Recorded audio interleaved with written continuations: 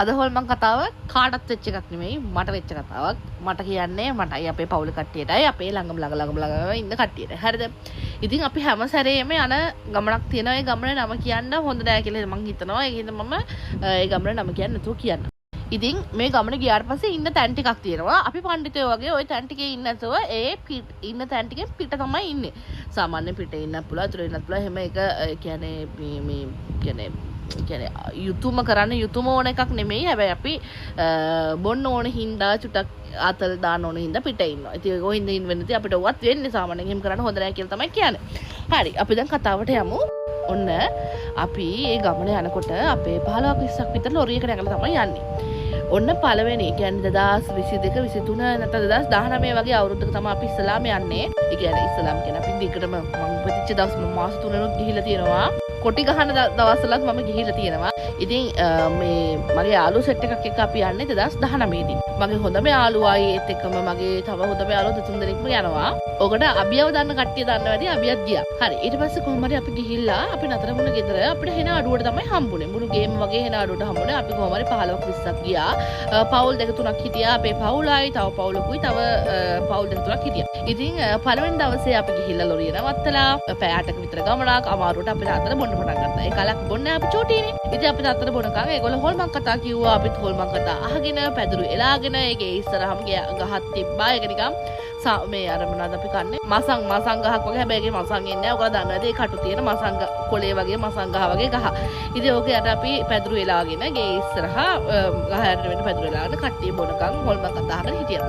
ගොඩක් කටට උතරම නිින්ද ගිහලා තිබ්බා. මටත් නිින්ද ගිහලා තිබ්බා. මට හරියටම පාන්දර 4ට විතර හොඳටම මට සාමාන්‍යයෙන් කොහේ හරි පිටතැනකට ගියාම පාන්දර 3ට 3:00 4 වෙද්දී හැරෙනවා. හොඳම සීතලකුත් එක්ක මාව හැරුණා. ඊට පස්සේ බලනකොට මුළු මගේ ඇඟ පුරාම පොඩි වතුර බිබිලි වගේ දින බලද්දී පිනි වැටිලා මුළු මම හිටපු මගේ ඇඟ උඩට වැටලා මගේ හැර ඇඟේ හැඩයට පිනි වැටලා නෑ. පැදුරටයි ඔක්කොම පිනි වැටිලා මාත් එක්ක තව එක්කෙනෙක් විතරක් ඈතට වෙන්න නිදාගෙන හිටියා. මම එයාව බැලුවේ නෑ. මම බැලුවම ඔක්කොමලා ඇතුළට ගිහිල්ලා නිදි දොරල වඩවල් කරලා එක්කෙනෙක් ලොරිය ඉස්සරහ නිදි මගේ යාළුවෙක් ලොරිය පිටිපස්සේ තට්ටුවක් ගහලා තිබ්බා. ඒක උඩ නිදි. ඉතින් මාත් ගිහලා ඒක නිදාගත්තා. ඒ කාලේ මම මහත නැති හින්දා තට්ටුවේ නිදාගන්න ඔරොත්තු දුන්නා. හරි කොහොම හරි අපි දෙවෙනි දවසෙත් ඔන්න උදා වුණා. අපි දෙවෙනි දවසේ අපි කරන්න ආපු වැඩ තිබ්බක වැඩ කරලා අපි පල්ලි වලට ගිහිල්ලා අපි ඔරසන් කියලා කට්ටිය ඇවිල්ලා ඔන්න ඉන්නකොට තාත්තා අපිට කිව්වා කට්ටිය මද ගෙවල් ඇතුළට නිදා ගන්න. අනිත් එක තමයි මොනවා හරි යම් දෙකිසි දෙයක් සිදු වුණොත් ආනන ඒ කිව්විට පහුවදා මේ අදම්කුත් එලා නෑ. අදම්කුත් තාත්තා කිව්වෙත් නෑ. ඊට පස්සේ දැන් අපි ඉන්නකොට අපිට පාන්දර 3ට 2ට 12 පහුවෙද්දි වගේ ඔන්න නාන සද්දයක් එනවා එන ළඟින්. හරිද? ඔයගොල්ලෝ දන්නවා ඇති අපි යන පැත්තේ මට පැත්ත කියන්න බෑ. ඒක හොඳ නැහැ කියලා මට හිතෙනවා. ඒකයි මම කියන්නේ තේ හංගල කියන්නේ. ඒ පැත්තේ සාමාන්‍යයෙන් ලින්දවල වලින් තමයි ලින් කොටු වලින් තමයි දාන්නේ. ඊට පස්සේ ඔන්න වතුර ළඟම ඇහෙනවා. මේ වතුර අදින සද්දයක් ඇහෙනවා. වතුර ඔලුවේ ඉඳන් දාගන්න සද්දයක් ඇහෙනවා. මේ 4-5 දිනක් දානවා. ඔන්න පණිට්ටු දාන සද්ද, පණිට්ටු ලිඳේ වදින සද්ද, ටකස් ගාන සද්ද, වතුර දාගන්න සද්ද ඇහෙනවා. මේ ළඟින් හැබැයි අපේ ළඟ තියෙන ලිඳේ කවුරුත් දාන්නේ නැහැ. අපි දැන් බලනවා ලිටාට බය කමට නිකන් ටෝච් එක ගහලා එළියේ වීඩියෝ කර ෆෝන් වලින් බලනවා. ඒත් අපිට පේන්නේ නැහැ. ඉතින් දැන් එතන කවුරුත් දාන්නේ නැහැ. දැන් කට්ටිය බය වුණා. දැන් කට්ටියට තේරෙනවා මේ මැෂින් එකක් තියෙන කියලා. ඉතින් කට්ටියම හිතාගත්තා. හිත හදාගෙන කට්ටිය නිදාගත්තා.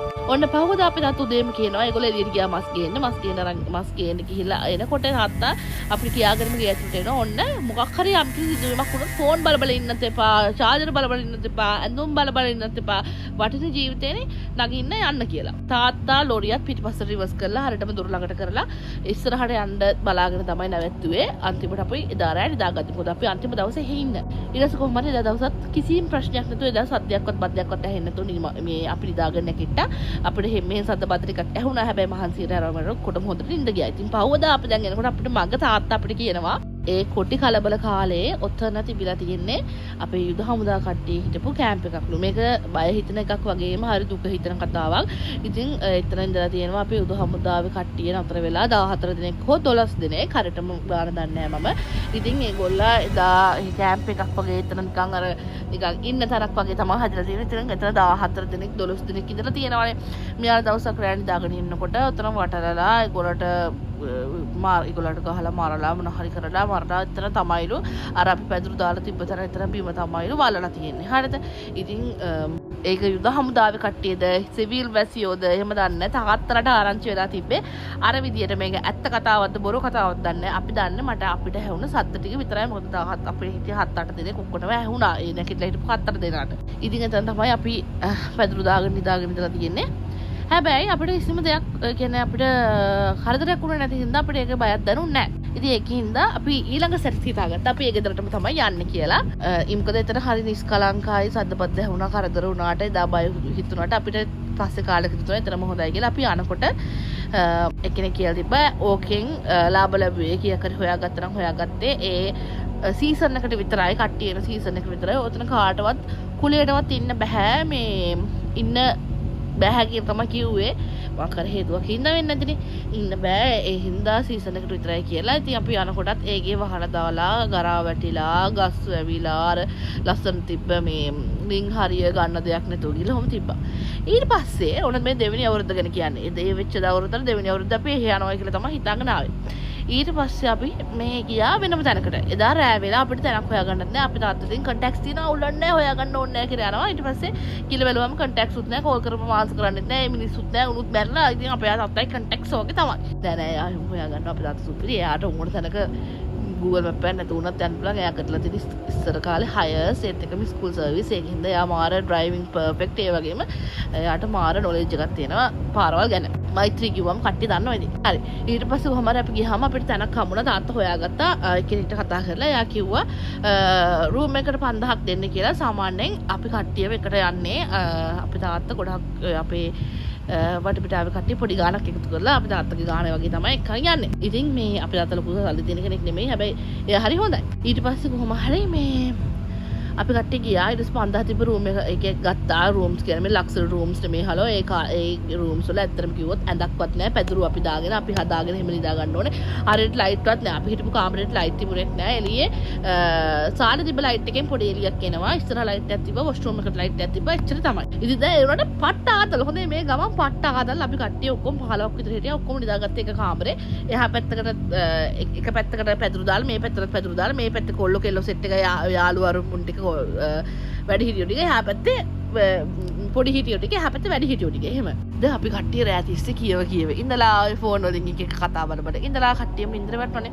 මම නිදාගද්දී 12 විතර වුණා. 12 විතර වෙද්දි මට ඇහෙනවා මට හොදේ මට ඇහෙනවා කච කච කච කච කච හිමින් කතා කරන නිකන් කෝල් එකකින් හොරෙන් වගේ දෙන්නේ කොහොම හරි එක්කෙනෙක් නෙමෙයි දෙන්නේ කෝල් එකකින් කතා කරන හොරෙන් කතා කරනවා කි දෙන්නේ හොරෙන් කතා කරනවා එකෙක් කච කච කච කරනවා මට ඇහෙනවා හරිද මම නැගිටලා බැලුවා මං හිතුවා අපේ ළඟේ කෝල් එකකින් කාත් එක්ක කතා කරනවා හරි නැත්නම් නංගි කවුරු හරි හොරෙන් කතා කරනවද දන්නේ නැහැ මම බය කරන්න හරි මොනවා හරි කරන්න බැලුවාම ඔක්කොමලා නිදි මං බැලුවා ටෝච් එක ගහ බැලුවා මම නැගිටලා බැලුවා හිටගෙන බැලුවා ඔක්කොමලා නිදි කවුරුත් නැහැ ඊට පස්සේ මම හිතුවා මේ එළිය කවුරු හරි වෙන්නත් බෑ මුත් ලොකු වත්තක මැද තමයි ওই සීන් එක තිබ්බේ ඉතින් අපි හිටපු තැන ඉතින් ඒ කියන්නේ ඉතින් වටේ පිටේ කවුරුත් වෙන්නත් බෑ අනේ මගුලයි කියලා මම නිදාගත්තා පහුවදා උදේ ඔන්න 5ට විතර කට්ටිය උයනවා දැන් අපෝ ඔළුව කැක්කමයි මම 12ට විතර නිදාගත්තා ඒගොල්ලෝ 10 ඉඳන් නිදි ඉතින් දැන් මට මේ තරහත් එක්ක හිතින් මම බැට මම නිදියයි අපේ අම්මලා කත කරලා කියවනා අපි මේව කරගෙන ඉතින් අපේ අම්ම එක පහටුන් නැගිට්ටක මම වචනේ දැම්මා කවුද ඊරා එළියට ගිහලා කියව හිටියේ කියලා ඊට පස්සේ කිව්වා මේ බලන්න මේ මම අහගෙන හිටියේ 12ත් පනගලා එළියට ගිහලා කච ගන්නවා මොනා කරනවද දන්නේ නැහැ මම බිව්වක් දන්නේ නැහැ කියලා හොරෙන් ඕම් කී බැනවා ඊට පස්සේ මම නැගිට්ටා මම කෝ අම්මේ කීයට විතරද ඊට පස්සේ මම කෝ නෑ මට වෙලාවක් මතක නෑ කොහොම හරි රෑ කතා කරගෙන මම කෝ නෑ කවුරුත් එළියට ගියේ නෑ එකපාරක් චූ කරන්න ගියා බීලා ඉතින් ඒකින්ද ඒක දන්නවා ඊට පස්සේ කවුරුත් එළියට ගියේ නෑ කෙඩසම් කෝ ඊට පස්සේ ගියේ නැත්තම් කවුද එළිය කතා කරේ කියලා ඊට පස්සේ මමත් කෝ අම්මේ මටත් ඇහුණා එහෙමයි කියලා කොහොම හරි අපි දවස් දෙකක් ඒ ගෙදර ඉඳලා පහුවදා යනකොට තමයි තාත්තා කිව්වේ ඔය ගෙදර පොලිස් ස්ක්වාඩ්ස් එකක්ලු දැක්කම තේරුන්නේ නැද්ද කියලා අපිටම කිව්වා.